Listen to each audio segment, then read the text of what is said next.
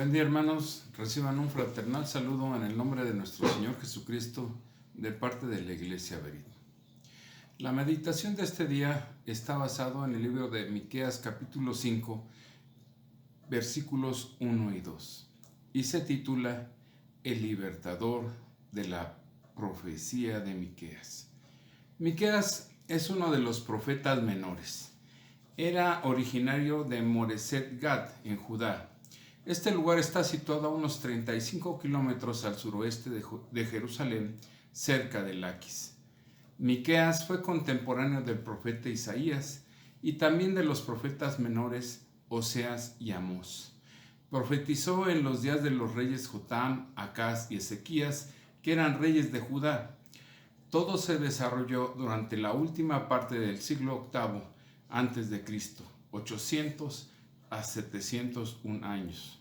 Su profecía del juicio de Dios por el pecado tiene que ver con Samaria y Jerusalén. Son 12 los profetas menores y en nuestras Biblias los podemos encontrar desde Oseas hasta Malaquías.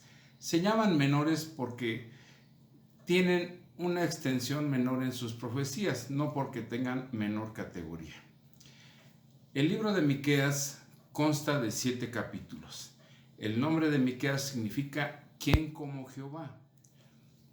Y es derivado del nombre del arcángel Miguel, que significa ¿quién como Dios? En este libro se encuentra uno de los pasajes más hermosos de las Escrituras. ¿Quién es como tú? Es decir, ¿quién es como nuestro Dios? Miqueas recalcó y mencionó este pensamiento a lo largo de todo su libro. En los primeros 3 capítulos, el tema principal es ¿quién como Dios en proclamar su mensaje? Es decir, en testificar el juicio de Dios. En los capítulos 4 y 5 el tema es ¿quién es como Dios en profetizar luz, esperanza, en dar consuelo a su pueblo? En el capítulo 6 el tema es ¿quién como Dios en rogar, en llamarnos a hacer el bien y cambiar? Y finalmente en el capítulo 7 el tema es ¿quién es como Dios en perdonar, en tener misericordia y compasión por su pueblo? En nuestro pasaje, que está en Miqueas capítulo 5, el primer versículo dice: Rodéate ahora de muros, hija de guerreros, nos han sitiado, con vara herirán en la mejilla al juez de Israel. El profeta Miqueas nos dice que el pueblo de Israel sería asediado, conquistado por pueblos extranjeros, y este asedio llegaría hasta Jerusalén, por lo que le pide rodearse de murallas y prepararse, pero aún así será humillado y sus jueces o reyes serían sojuzgados, humillados, heridos y exiliados. En el versículo 2, que es la parte central de nuestro pasaje, dice: Pero tú, Belén Efrata, pequeña para estar entre las familias de Judá, de ti me saldrá el que será el Señor de Israel, y sus salidas son desde el principio, desde los días de la eternidad. En este versículo, que es parte de la historia de la Navidad, que hemos oído todos desde nuestra niñez, podemos entender que en tiempo de humillación y bajo el dominio de fuerzas extranjeras, Dios va a levantar un Señor en Israel y saldrá del pequeño pueblo de Belén de Judea. Todos sabían que Belén era el lugar de nacimiento del rey David, el rey más grande que había tenido, y Dios eligió a Belén como lugar del nacimiento del Mesías, que vendría del linaje de David y ocuparía su trono, y que llegaría para llevar a cabo ciertas obras sobre esta tierra que ningún otro podía hacer. Hermanos, la pequeña aldea de Belén está como a 10 kilómetros al sur de Jerusalén. Significa casa de pan, y Efrata significa lugar fructífero o de abundancia.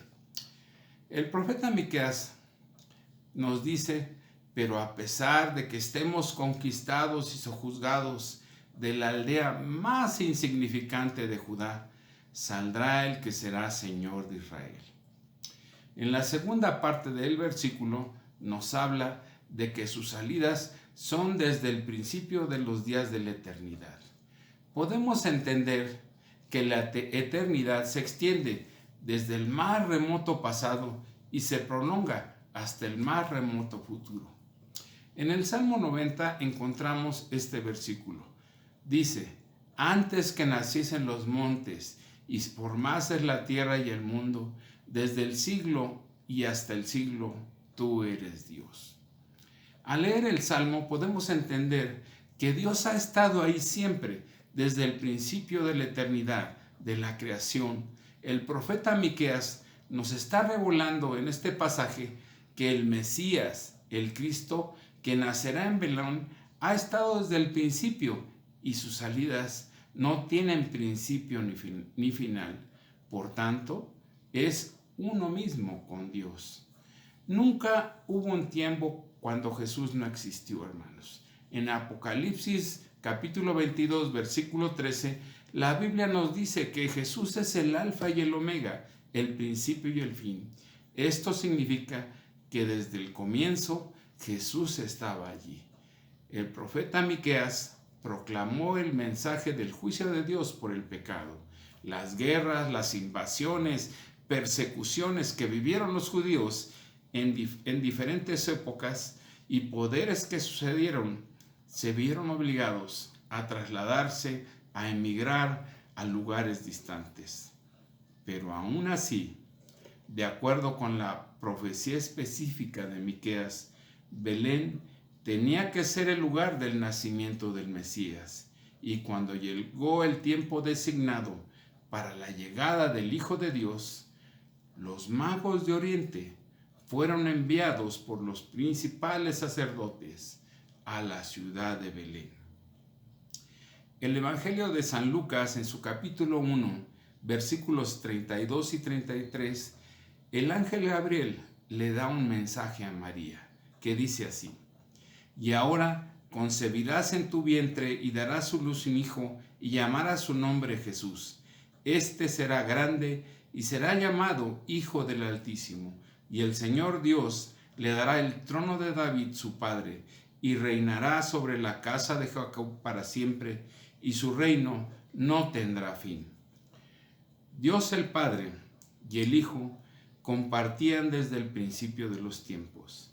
El nombre de Jesús no fue conocido como un nombre para la segunda persona de la Trinidad, sino que hasta que el ángel Gabriel lo anunció a María, que el Hijo Eterno existía antes de que se revelara a sí mismo como Jesús. En San Juan capítulo 1, versículos del 1 al 3 dice: en el principio era el Verbo, y el Verbo era con Dios, y el Verbo era Dios. Y en el principio con Dios. Todas las cosas por Él fueron hechas, sin Él nada de lo que ha sido hecho fue hecho. El Padre y el Hijo, como podemos ver, han estado desde el principio de la eternidad. Las salidas de Jesús que nos menciona la profecía son desde el principio, desde los días de la eternidad. Podemos observar en esto 4 cosas importantes. Nos muestra la gloria de Jesús, que Él es mucho más que un hombre. Segundo, nos muestra el amor de Jesús, que Él dejó toda su gloria en los cielos por nosotros. Tercero, nos muestra la naturaleza de Jesús, que Él añadiría a su humanidad a su deidad. Él permanece completamente hombre y completamente Dios. Cuarto, Él es nuestro Señor, nuestro libertador de las cadenas del pecado por la gracia de Dios. El apóstol Pablo en Gálatas capítulo 4 versículos 4 y 5 nos dice: pero cuando vino el cumplimiento del tiempo, Dios envió a su Hijo, nacido de mujer y nacido bajo la ley, para que redimiese a los que están bajo la ley, a fin de que recibiésemos la adopción de hijos. Hermanos, tengamos presente que nuestro Señor Jesús nació al cumplimiento del tiempo, en este pequeño pueblo de Belén de Judea, para venir a salvarnos a ti y a mí. En el San Juan capítulo 6, versículo 35, nos dice: y Jesús les dijo: yo soy el pan de vida, el que viene a mí nunca tendrá hambre, y el que en mí cree no tendrá sed jamás. Hermanos, Jesús transforma nuestras vidas a partir del momento en que decimos creer que Él es nuestro único y suficiente Salvador.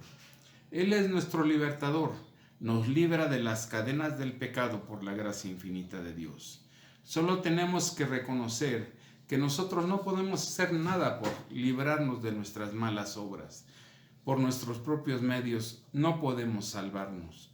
Solo Cristo es el único que puede libertarnos y rescatar nuestras vidas.